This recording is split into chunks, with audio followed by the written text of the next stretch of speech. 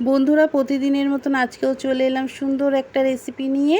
আর আমার সমস্ত বন্ধুদের জানাই অনেক অনেক ভালোবাসা। যারা আজকে প্রথমবার আমার ভিডিও দেখছো তাদের কাছে একটাই অনুরোধ করব, সুন্দর করে মন্তব্য করে সাবস্ক্রাইব করে আমার বন্ধু হয়ে যাও।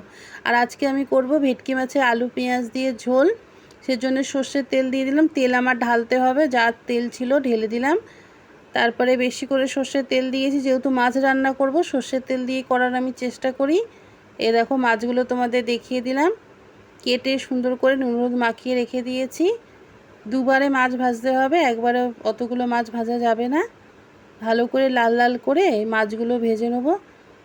তোমরা এরকম ভেটকি মাছ খাও? আমি ভেটকি মাছ ছোটও ভালোবাসি, যেগুলো বড় বড় পিস হয় সেগুলোও ভালো লাগে। ভেটকি মাছের টেস্টই আলাদা। তার সঙ্গে যদি ফুলকপি পরে আরও ভালো হয়, কিন্তু এই সময় ফুলকপি খুব একটা ভালো হবে না বলে আমি আলু দিয়েই করছি বন্ধুরা। এ দেখো একবার মাছ ভাজা হয়ে গেছে, বাকি মাছগুলো ভেজে নেব লাল লাল করে সুন্দর করে। মাছ ভাজতে যতটা টাইম লাগে, এ দেখো হয়েও গেল ভাজা, তুলে নিলাম। আর মাছ নেই, সব মাছ ভেজে নিয়েছি। এরপরে দিয়ে দেবো আলু। আলুগুলো আমি লম্বা লম্বা করে কেটেছি। তেলের মধ্যে দিয়ে দেবো আলু। আলু বেশি করেই দিয়েছি। আলু খেতে আমাদের বাড়িতে সবাই ভালোবাসে, এই জন্য আলুর পরিমাণটা একটু বেশিই থাকে সব সময়। এ দেখো আলু দিয়ে দিলাম। দিয়ে দেবো হলুদ আর নুন পরিমাণ মতো, অল্প করে দেবো। আলু ভাজার সময় যেটুকু নুন হলুদ দেওয়া প্রয়োজন সেটুকুই দিলাম। দিয়ে আলুগুলো লাল লাল করে ভেজে নেব। এ দেখো কি সুন্দর লাল লাল করে ভেজেছি। এরপরে দিয়ে দেবো পেঁয়াজ। আলু পেঁয়াজ দিয়ে আজকে ভেটকি মাছের ঝোল করব। এবার আলুটা দিয়ে পেঁয়াজটা দিয়ে বেশ করে ভাজবো যতক্ষণ না পেঁয়াজগুলো নরম হয়ে যাচ্ছে।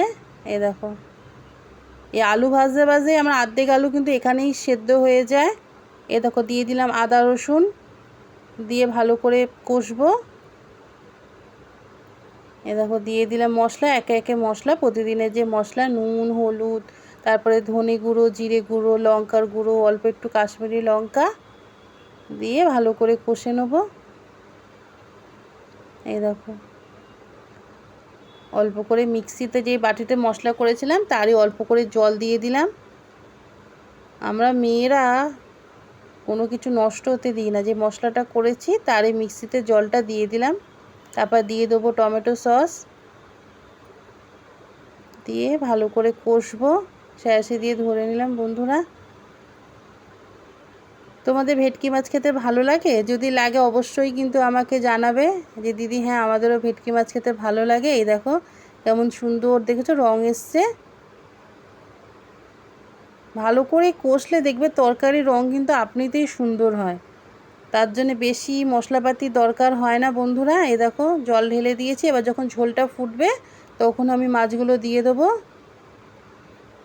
গরম গরম ভাত আর এরকম মাছের ঝোল দারুণ লাগে। দিয়ে দিলাম ভাজা মশলা। দেখো ঝোল ফুটে গেছে।